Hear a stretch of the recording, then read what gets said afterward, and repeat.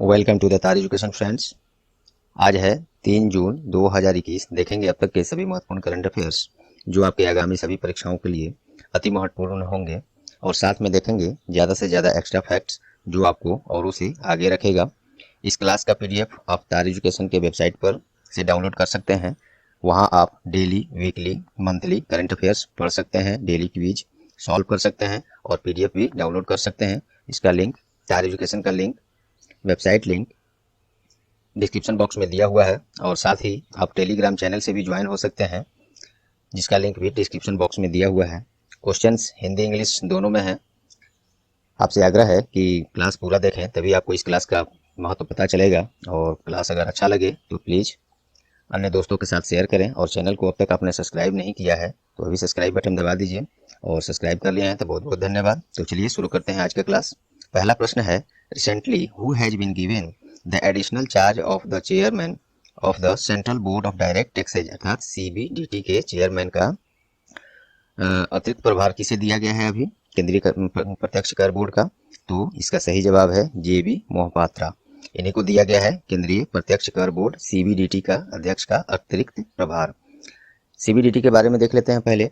CBDT अर्थात central board of direct taxes, इसकी स्थापना 1944। हेडक्वार्टर इसका कहाँ है, न्यू दिल्ली। चेयरमैन कौन है, जगन्नाथ बैद्यनाथ। यही जो JB मोहपात्रा हैं उनका पूरा नाम है जगन्नाथ विद्याधर मोहपात्रा, उन्हीं का पूरा नाम है ये। तो चलिए इस प्रश्न और ये बाकी ऑप्शन देख लेते हैं। अरविंद कुमार, ये हाल ही में इंटेलिजेंस ब्यूरो अर्थात IB के प्रमुख का कार्यकाल इनका 1 वर्ष के लिए बढ़ा दिया गया है। पहले भी यही थे, अभी भी यही है, 1 वर्ष के लिए बढ़ा दिया गया है। किसका, IB का प्रमुख अरविंद कुमार। कुलदीप सिंह कौन है, तो ये हाल ही में NIA अर्थात नेशनल इन्वेस्टिगेशन एजेंसी का डायरेक्टर जनरल का अतिरिक्त प्रभार इनको दिया गया है। और ये कुलदीप सिंह ऑलरेडी CRPF अर्थात सेंट्रल रिजर्व पुलिस फोर्स के डायरेक्टर जनरल भी हैं, और NIA के अतिरिक्त प्रभार भी इनको दिया गया है। सामंत गोयल, ये रॉ अर्थात रिसर्च एंड एनालिसिस विंग का प्रमुख का कार्यकाल इनको 1 वर्ष के लिए इनका भी बढ़ा दिया गया है। तो इसे अब पहले से ही नियुक्त हैं, 1 वर्ष के लिए बढ़ा दिया गया है, तो ये न्यू अपॉइंटमेंट के रूप में इसको ले सकते हैं। एग्जाम में पूछा भी जा सकता है क्योंकि न्यूज में करंट में आया है, तो ये सब आप लोग ध्यान रखेंगे। तो इस प्रश्न से इतने फैक्ट्स मिले। चलिए आगे देखते हैं। अगला प्रश्न है, हाल ही में किसे confederation of Indian industry CII का प्रमुख नियुक्त किया गया है। तो इसका सही जवाब है TV नरेंद्र। CII अर्थात कन्फेडरेशन ऑफ इंडियन इंडस्ट्री, इसी का प्रमुख बनाए गए हैं TV नरेंद्र। वे उदय कोटक का जगह लेंगे, जो कि कोटक महिंद्रा बैंक है उसके MD एंड CEO हैं उदय कोटक। अब तक यही थे इसके CII के प्रमुख, अब बन गए TV नरेंद्र। और CII के वाइस प्रेसिडेंट भी बनाए गए हैं, उनका नाम है पवन मुंजाल, ये भी ध्यान रखेंगे। अब चलिए बाकी ऑप्शन देख लेते हैं। ND जस्सी, ये कौन है, तो अमेजन जो ई-कॉमर्स कंपनी है जिसे आप लोग खरीदारी करते हैं, उसके अगले CEO नियुक्त होंगे ND जस्सी। अब तक जेफ बेजोस थे इसके CEO और मालिक, तो अब CEO बन जाएंगे ND जस्सी अमेजन के। और सुबोध कुमार जायसवाल, ये हाल ही में CBI के नए निदेशक के रूप में इनको नियुक्त किया गया है। सुबोध कुमार जायसवाल को CBI अर्थात सेंट्रल ब्यूरो ऑफ इन्वेस्टिगेशन के नए प्रमुख। नरेंद्र बत्रा, इनको हाल ही में अंतर्राष्ट्रीय हॉकी महासंघ अर्थात FIH का अध्यक्ष नियुक्त किया गया है। तो इस प्रश्न से भी इतने फैक्ट्स मिले। चलिए नेक्स्ट देखते हैं।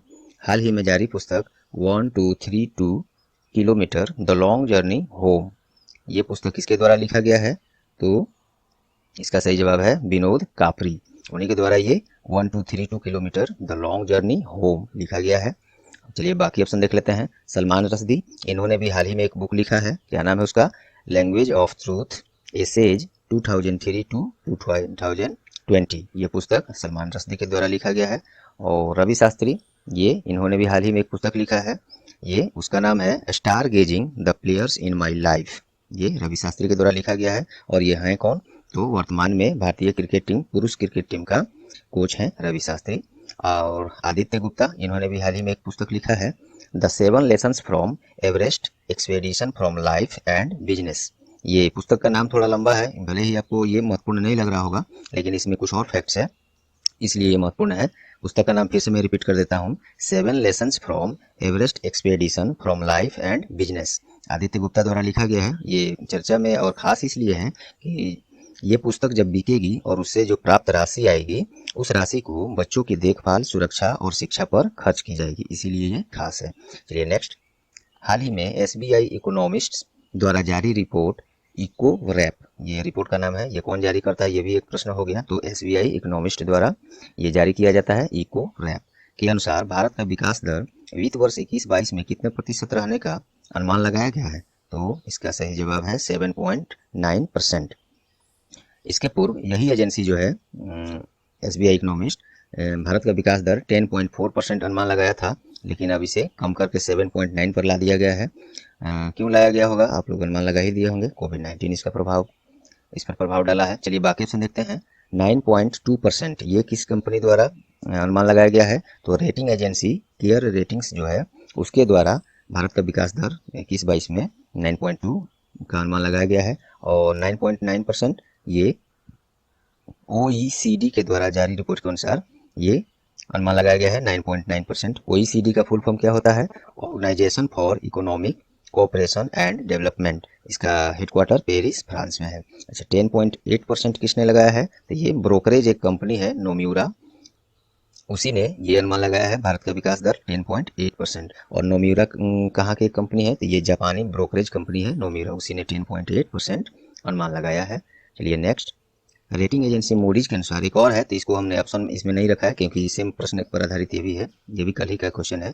रेटिंग एजेंसी मूडीज के अनुसार वित्त वर्ष 21-22 में भारत का विकास दर का अनुमान कितना लगाया है, तो 9.3%। और मूडीज एक अमेरिकन क्रेडिट रेटिंग एजेंसी है, ये भी ध्यान रखेंगे। ये पॉइंट ये अलग से एक प्रश्न बन गया, एक पूछा भी जाता है, कहाँ का है, कौन है, क्या है, तो ये आप लोग ध्यान रखेंगे। चलिए नेक्स्ट। हाल ही में रिजर्व बैंक ऑफ इंडिया ने किस बैंक का लाइसेंस रद्द कर दिया है, तो इसका सही जवाब है शिवाजी राव भोसले सहकारी बैंक का लाइसेंस रद्द कर दिया। क्यों किया है, तो अब इस बैंक के पास उतनी राशि भी नहीं बची है जिससे कि जमाकर्ताओं की राशि को समयबद्ध लौटा सके, और आगे इसके अर्निंग का कोई संभावना भी नहीं दिख रहा है, इसलिए यह कदम उठाया है आरबीआई ने। तो पहले आरबीआई के बारे में देख लेते हैं। आरबीआई की हेडक्वार्टर मुंबई, स्थापना 1 अप्रैल 1935, इसका नेशनलाइजेशन राष्ट्रीयकरण 1 जनवरी 1949, गवर्नर शक्तिकांत दास जो कि 25वें टर्म के हैं, और इसमें 4 उप गवर्नर होते हैं, deputy governor Mahesh Kumar Jain, Michael Dev Patra, M Rajeshwar Rao, T Ravishankar, ये हाल ही में नए बनाए गए हैं, तो ये भी खास है। अब चलिए बाकी ऑप्शन देख लेते हैं। ये लोग भी किसी कारणवश इसका भी लाइसेंस रद्द किया गया है आरबीआई के द्वारा। ये यूनाइटेड कोऑपरेटिव बैंक, इसका भी हाल ही में लाइसेंस रद्द कर दिया गया है। और ये bank united cooperative bank basically Bengal में अपनी सर्विस प्रदान करती है, इसका भी रद्द कर दिया गया है। संबंध फिनसर्व पीवीटी लिमिटेड, इसका भी लाइसेंस रद्द कर दिया गया है आरबीआई के द्वारा, और इसमें भी वही कारण रहे हैं जो इससे था। और चलिए ये रहे इस प्रश्न में। नेक्स्ट। हाल ही में इसे इंडियन ब्रॉडकास्टिंग फाउंडेशन IBF का अध्यक्ष नियुक्त किया गया है, तो इसका सही जवाब है विक्रमजीत सेन। ये विक्रमजीत सेन सुप्रीम कोर्ट के पूर्व रिटायर्ड जज हैं, इन्हीं को बनाया गया है इंडियन ब्रॉडकास्टिंग फाउंडेशन IBF का अध्यक्ष। और बाकी ऑप्शन देख लेते हैं। रमेश पवार ये कौन है, तो ये भारतीय महिला क्रिकेट टीम के हेड कोच हैं, हाल ही में बनाए गए हैं रमेश पवार। शिव सुंदर दास ये कौन है, तो भारतीय महिला क्रिकेट टीम का ही बैटिंग कोच है ये शिव सुंदर दास, ध्यान रखिएगा।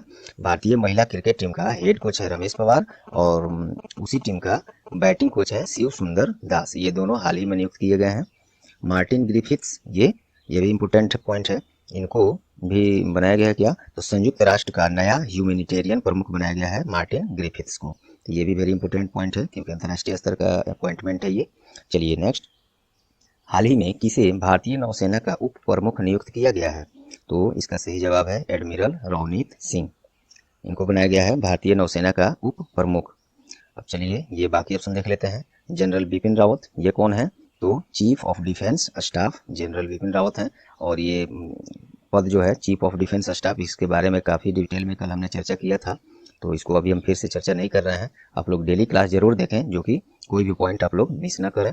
चलिए तो ये चीफ ऑफ डिफेंस स्टाफ बनाए गए हैं जनरल बिपिन रावत। मनोज मुकुंद नरवणे ये कौन है, तो ये सेना प्रमुख हैं, RKS भदौरिया, जो कि पूरा नाम है राकेश कुमार सिंह भदौरिया, ये कौन है? तो भारतीय वायुसेना प्रमुख है RKS भदौरिया। चलिए, इंडियन नेवी के ये उप प्रमुख बनाए गए हैं एडमिरल रोनित सिंह। तो इंडियन नेवी के बारे में देख लेते हैं। इसकी स्थापना 26 जनवरी 1950 में, और इसके प्रमुख ये तो है उप प्रमुख, और प्रमुख कौन है? तो करमबीर सिंह है, एडमिरल करमबीर सिंह। और नौसेना दिवस किस दिन मनाया जाता है? तो 4 दिसंबर को मनाया जाता है। तो इस प्रश्न से इतने फैक्ट्स मिले आपको। नेक्स्ट, हाल ही में किसे चिली में भारतीय राजदूत के रूप में नियुक्त किया गया है? तो इसका सही जवाब है सुब्रत भट्टाचार्य जी। ये बनाए गए हैं, चिली जो एक देश है उसमें भारतीय राजदूत बनाए गए हैं सुब्रत भट्टाचार्य जी। तो चिली का राजधानी कहाँ है? Capital Santiago. वहाँ करेंसी मुद्रा क्या है? तो चिलियन पेसो। बाकी ऑप्शन देख लेते हैं। प्रदीप कुमार, ये हाल ही में लाइबेरिया में भारतीय राजदूत नियुक्त किए गए हैं। प्रदीप कुमार लाइबेरिया में, ध्यान रखेंगे क्योंकि प्रश्न जैसे होता है ऑप्शन में उसी से रिलेटेड लाता हूँ, वो भी काफ़ी नज़दीक आजकल हाल ही में न्यूज में रहे हुए, जिससे कि आपको ये तो बाकी तीनों ऑप्शन जो मैंने अभी मैं बताने जा रहा हूँ, ये सब चर्चा हो चुका है, तो आपको याद होगा तो जरूर माइंड में क्लिक तुरंत करेगा। तो इसलिए प्रश्न से संबंधित ऑप्शन रखा जाता है, जो कि इतना आसान नहीं होता है। ये कलेक्ट करके लाना काफ़ी मुश्किल होता है, ये संबंधित डाटा कलेक्ट करना। तो इसके लिए मैं हमेशा से आप लोग से आग्रह कर रहा हूँ कि तार एजुकेशन का सहयोग करें, ज़्यादा से ज़्यादा लोगों को तक ये पहुँचाएँ, शेयर करें, ताकि हम लोग का परिवार फिर आगे बढ़े और पढ़ाने में और इंटरेस्टिंग ये रहे क्लास मेरे लिए भी। क्योंकि जब तक आप लोग का सहयोग नहीं करेंगे तो आगे क्लास इंटरेस्टिंग नहीं हो पाता है। चलिए, बहुत बातें होगी। चलिए, प्रदीप कुमार लाइबेरिया में भारतीय राजदूत बनाए गए हैं, ये हो गया। आलोक रंजन झा, ये बेलारूस में भारतीय राजदूत नियुक्त किए गए हैं। मृदुल कुमार, ये मैक्सिको में भारतीय राजदूत नियुक्त किए गए हैं, और ये सभी हाल ही में नियुक्त किए गए हैं, तो ध्यान रखेंगे आप लोग।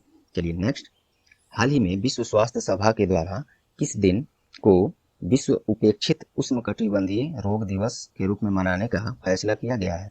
इंग्लिश में इसको देख लीजिए, world day of neglected tropical diseases, अर्थात विश्व उपेक्षित उष्णकटिबंधीय रोग दिवस। ये नया दिवस का अभी हुआ है, ये इसका घोषणा किया है विश्व स्वास्थ्य सभा के द्वारा, वर्ल्ड हेल्थ असेंबली के द्वारा।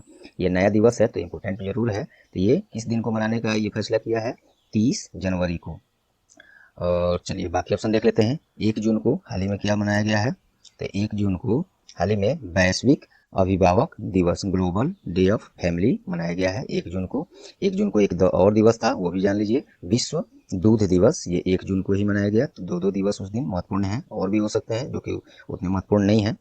और चलिए, ये 31 मई को क्या मनाया गया? 31 मई को। तो उस दिन विश्व तंबाकू निषेध दिवस मनाया गया। तंबाकू जो भी यूज करते हो उनको इस अवेयरनेस फैलाने के लिए, तंबाकू का सेवन कितना हानिकारक है, तो इसी को मैसेज फैलाने के लिए विश्व तंबाकू निषेध दिवस 31 मई को मनाया गया। इसका थीम क्या रहा था 2021 में? कमिट टू क्विट, मतलब चलिए नेक्स्ट देखते हैं। 28 मई को क्या मनाया गया? तो ये वर्ल्ड हंगर डे उसी दिन मनाया गया 28 मई को। इसका भी थीम क्या रहा था? Access, hashtag access ends hunger, इसका थीम रहा था 28 मई को वर्ल्ड हंगर डे के लिए। दोस्तों, अभी मेरे यहाँ जो है बिजली की समस्या भी चल रही है कई दिनों से। उम्मीद है कि आजकल में बिल्कुल सही हो जाएगा। अभी समय बिजली के हिसाब से हमारा साथ नहीं दे रहा है, तो काफ़ी मुश्किल हो रहा है, कहीं दूसरी जगह से चार्ज करना पड़ रहा है डिवाइसेज को, क्योंकि सब कुछ बैठ गया है, इन्वर्टर सोलर सब कुछ बैठ गया है। तो और मौसम भी सही नहीं है, तो इस कारण से अभी मुश्किल हो रहा है थोड़ा। तो अभी हम लोग 10 question with extra fact option के साथ देख लिए। अभी भी एक्स्ट्रा फैक्ट देखेंगे, लेकिन ऑप्शन हमने नहीं रखा है। तो चलिए, कुछ क्वेश्चन हैं, इसको फटाफट बिना ऑप्शन के देख लेते हैं। चलिए, हाल ही में किस दिन विश्व रक्त कैंसर दिवस मनाया गया? तो ये मनाया गया 28 मई को मनाया गया। ये क्वेश्चन मैं वेबसाइट पर पहले ही दे दिया था, लेकिन यूट्यूब पर नहीं लाया था, एक दिन कल नज़र पड़ा हमको, तो ये महत्वपूर्ण लगा। विश्व रक्त कैंसर दिवस मनाया गया 28 मई को।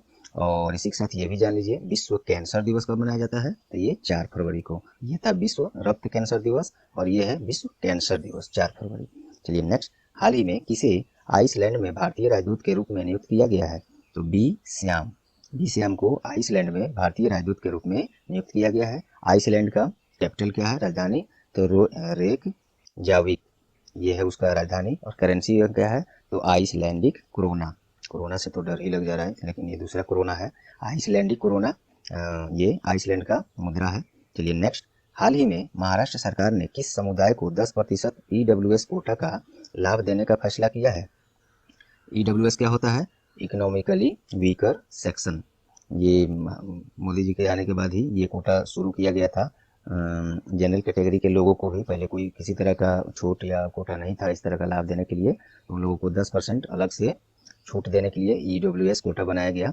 तो अब ये महाराष्ट्र सरकार ने किस समुदाय को 10% EWS कोटा का लाभ देने का फैसला किया है, तो वहाँ है मराठा कम्युनिटी, मराठा समुदाय, उसी को ये देगा। महाराष्ट्र से देख लेते हैं, राजधानी मुंबई, मुख्यमंत्री उद्धव ठाकरे, गवर्नर भगत सिंह कोश्यारी। चलिए नेक्स्ट, हाल ही में कौन सी कंपनी एक राष्ट्र एक मानक योजना, one nation one standard scheme से जुड़ने वाला भारत का पहली संस्था बन गया है, तो ये RDSO का फुल फॉर्म है रिसर्च एंड स्टैंडर्ड्स ऑर्गेनाइजेशन। और ये क्या है, तो ये भारतीय रेलवे का ही एक प्रभाग है, रिसर्च वगैरह यहाँ होता है। तो ये जुड़ गया है one nation one standard scheme अर्थात एक राष्ट्र एक मानक योजना से। RDSO भारतीय रेलवे से संबंधित है।